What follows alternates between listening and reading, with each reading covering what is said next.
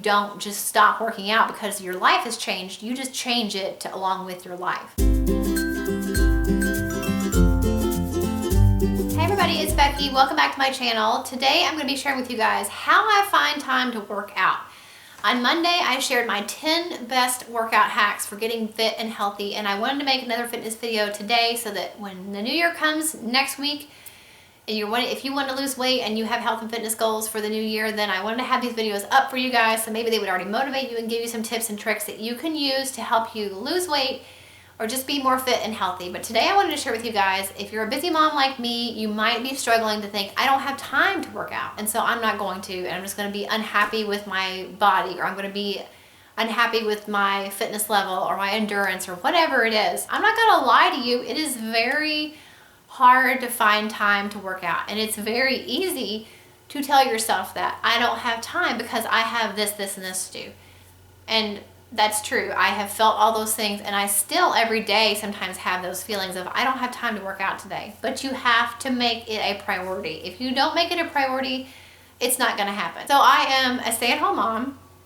Of course, I'm a wife. I am a homeschooling mom. I'm a YouTuber. So that's a lot. It's a lot going on, and I have a million other things that I could be doing any given moment besides working out. And it gets to the point where you, like I said, you have to make it a priority, because if I didn't make it a priority, all of those other things would fill in my to-do list, and working out would be nowhere on that list. So I have a couple things that I've done to really help me to balance the things I have to do, the other things I want to do, and then working out. And I want to work out, like it's important to me. But there are plenty of times that I'm like, I would rather go and do this, or I'd rather take a nap or whatever. But I still, more often than not, will choose to work out because it's important to me for my health. It's important for the way I look. It's important for my sanity. And honestly, I'm not as tired anymore. I know everybody says that, and I'm like, that's a lie. How can you not be tired? But I don't feel the need. I mean, sometimes I do, but more often than not, I don't feel the need to crash at 4 o'clock, and take a nap. Like I don't do that hardly anymore at all. And so the only thing I can attribute it to is working out. So for all those reasons, working out is important to me. And so I literally put it on my to-do list every single day. If I didn't put it on my to-do list, it would visually to me not be a priority. I might be thinking, yeah, I should work out today, but it wouldn't be on that list. And what's on that list is pretty much like what I've got to get done. It's phone calls I have to make, it's places I have to be, or appointments I have to have, appointments I have to be at, things I have to do around the house, things I need to do for my jobs, things to do with the kids and my husband. Those are priorities, and those are on that list for a reason. So me and my fitness and my workout should be on that list. And it's on that list pretty much every day, and it's pretty close to the top, like 1 or 2, it's usually up at the top. So I put it on my to-do list, and I pick out what I'm going to do for the next day the night before. That way there's no guesswork involved the next day. I don't sit around thinking, what am I going to do today? Do I want to do this? Well, not really.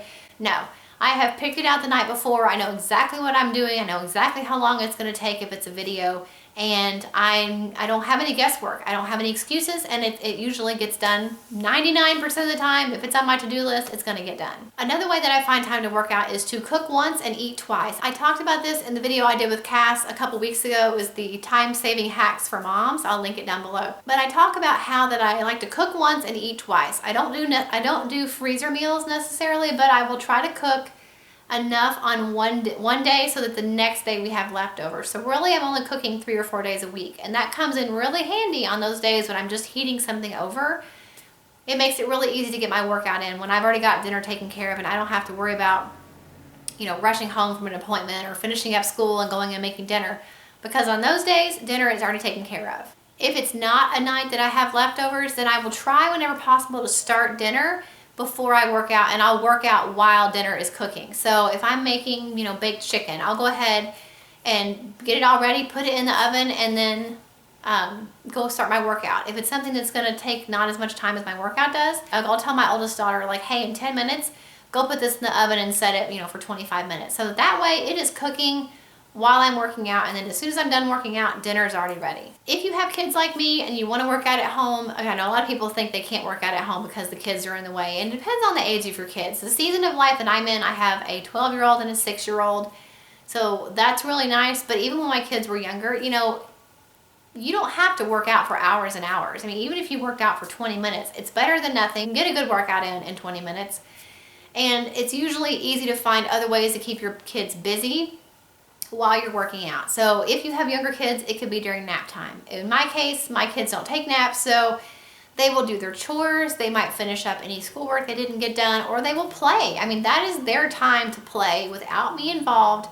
It is my time to work out and do what I need to do for myself. Now, obviously, I'm home. If they need me, they can tell me whatever, you know, if they need me for something. But pretty much they know I'm working out. This is what I'm doing right now, and your job is to go do your chores or go play or, you know, whatever it is. So that really keeps them busy. And, you know, for the most part, my workouts don't go longer than 45 minutes. So for 45 minutes, they are capable of entertaining themselves or doing their chores and letting me do what I need to get done. And whatever your schedule is, obviously, all of our schedules are different. For me, I find it best to work out in the afternoon. I used to not. I used to think I have to work out at night when the kids are in bed. But that was really hard for me because then I was always rushing bedtime because I thought they've got to be in bed by 8 because I don't want to be working out like they're 9 or 10 o'clock, you know.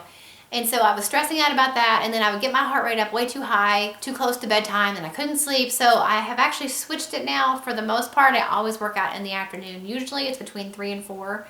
I try to start between 3 and 4 because we like to eat dinner fairly early. We eat dinner between 5 to 6 usually, and so I don't like to do it after dinner because then I'm too full and I have to wait a couple hours, and by the time I've waited a couple hours, you know, it's 8 or 9 o'clock, and then here we are at bedtime again. So really, for me, my sweet spot of exercising is, you know, starting between 3 and 4. So at the latest, I'm usually done by 5. That's when dinner is usually getting ready, and then we eat dinner together. So it works out really well that way for me. But find out whatever it is that works for you, and pretty much no matter what you do, that's going to change again later on down the road. If you have kids, it's going to change. You're going to have a kid that maybe goes from taking a nap to not taking a nap. Or you're going to have different situations in your life that are going to cause you to have to change your routine, and that's okay.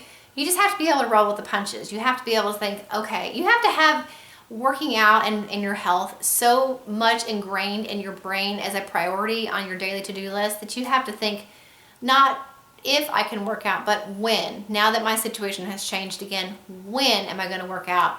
You know, how can I fit this into my day? And you might have to shift things around, and I've done that a couple times just in the last couple of years. I've had to change things. Like, it was a huge change for me to go from working out at nighttime to the daytime because my kids were up, and I'm like, what are they going to do? Where are they going to go? How am I going to keep them occupied? You know, but it worked out, and I had to make it work out. Making my health and fitness a priority had, you know, dictated that had to work out somehow. I had to find time and room for it somewhere in my day. And so just when you think you've got a pattern down and a flow going of what works out, you might have to change it, but you've got to be flexible without giving up what's important to you if it's your health and fitness goals.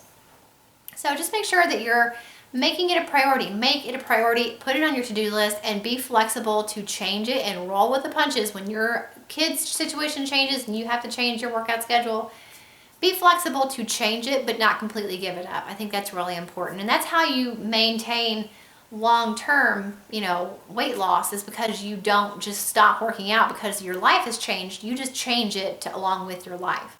And so that's, I think, really the key to long-term weight loss and keeping it off and then continuing to make progress, because you always are finding time in your day to work out no matter what season of life that you're in.